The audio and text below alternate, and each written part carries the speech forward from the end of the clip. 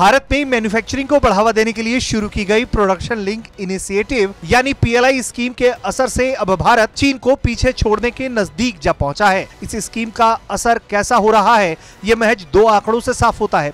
सबसे पहला तो ये कि इस स्कीम के तहत इस साल मार्च तक 2.34 लाख करोड़ रुपए का निवेश का वादा किया जा चुका है। वहीं इस निवेश से अगले 5 साल में 64 लाख लोगों को नौकरियां मिलने की उम्मीद है। ये जानकर हैरानी हो सकती है कि सरकार अभी तक इस स्कीम के नतीजों से खुश नहीं है। दरअसल जिन 14 सेक्टर्स में पीएलआई स्कीम को शुरू किया गया, उनके नतीजे मिले जुले हैं। ऐसे में भारत को मैन्युफैक्चरिंग हब बनाने की सरकार की कोशिशों को झटका लगने की आशंका है। इसलिए अब अगले 10 साल तक दुनिया में भारतीय अर्थव्यवस्था के परचम लहराने के अनुमान मॉर्गन स्टैनली जैसे दिग्गज एजेंसियों द्वारा लगाए जा रहे हैं। तो फिर इस सेक्टर को लेकर सरकार ज्यादा गंभीर है। इसके लिए सरकार पीएलआई स्कीम को फास्ट ट्रैक में डालने की तैयारी में है। इसके लिए department for promotion of industry and internal trade, NITI Aayog और वित्त मंत्रालय के बड़े अधिकारियों की पिछले हफ्ते बैठक हुई। इसमें पीएलआई स्कीम में निवेश की स्थिति पर चर्चा हुई। समीक्षा में सामने आया कि बीते 2 साल में कुछ सेक्टर्स में पीएलआई स्कीम ने कमाल किया, वहीं कुछ सेक्टर्स ऐसे भी हैं जहां उम्मीद के मुताबिक नतीजे नहीं मिले।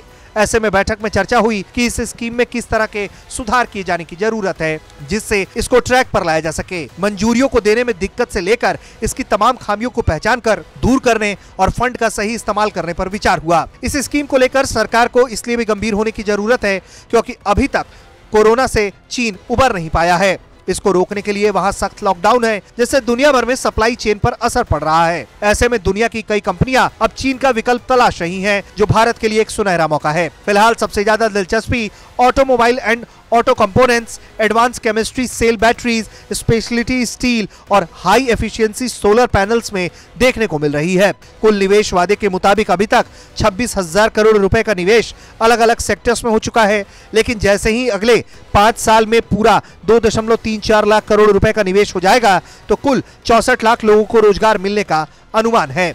ऐसे में सरकार के लिए रोजगार और ग्रोथ के लिहाज से इस स्कीम को सफल बनाना बेहद जरूरी है, और इसलिए भी कि भारत दुनिया में चीन के अलावा एक मैन्युफैक्चरिंग हब के रूप में खुद को साबित कर सके, इसलिए भी इस स्कीम का सफल होना बेहद जरूरी भी है। ब्यूरो रिपोर्ट, भारत तक।